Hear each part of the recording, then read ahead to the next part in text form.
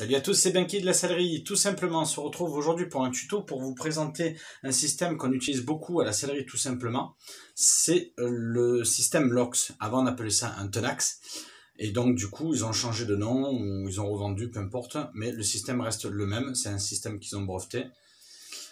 Le principal avantage, c'est que ça ressemble à un bouton pression, mais justement ça n'a pas l'inconvénient de se détacher n'importe comment, puisqu'il faudra exercer cette petite pression pour pouvoir le libérer de son support.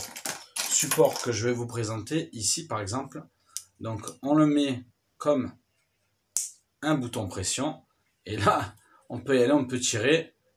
Tant qu'on n'exerce pas ça, ben on ne pourra pas l'enlever. Une fois qu'on l'a fait, on peut l'enlever.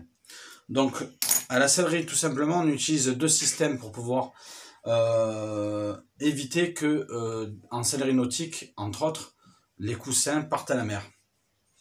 Donc on utilise, alors il y a trois systèmes, hein. Soit le client il est prêt à mettre le prix, on achète la mousse en adéquation pour qu'elle puisse flotter. Donc ça fait 18 ans, en 18 ans il y a eu un client qui m'a acheté ce produit là parce qu'il est cher.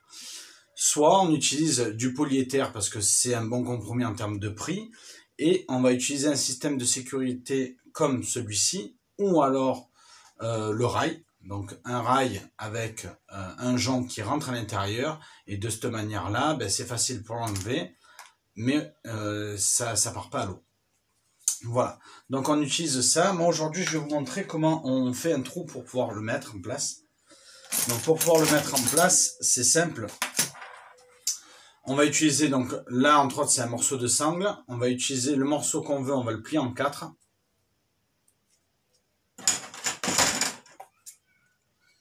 Et on va donc faire un trou, alors au début peut-être un petit trou et après un trou un peu plus gros. Pour pouvoir le mettre dedans, vaut mieux qu'il force que ça soit trop grand, si c'est trop grand c'est mort. Ensuite on va utiliser un briquet pour que le fil il s'enlève pas, puisque je n'ai pas un découpeur thermique, donc j'utilise ça, même pour couper ici, je le fais au ciseau, et après je brûle de manière à ce que ça parte pas. Une fois que ça c'est fait, on va l'insérer à l'intérieur, comme ceci. Là on va visser l'autre partie dessus.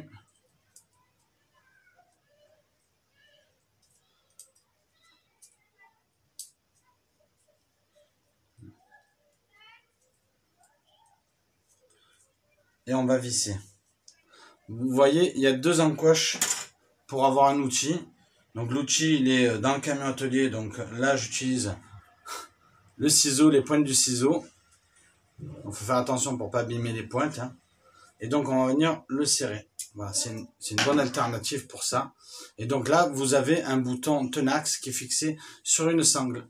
Voilà, j'espère que ce tuto a été bénéfique pour vous. N'hésitez pas à liker, partager, me laisser un commentaire, je réponds toujours. Et puis on se retrouve pour une prochaine vidéo. Merci à vous, salut!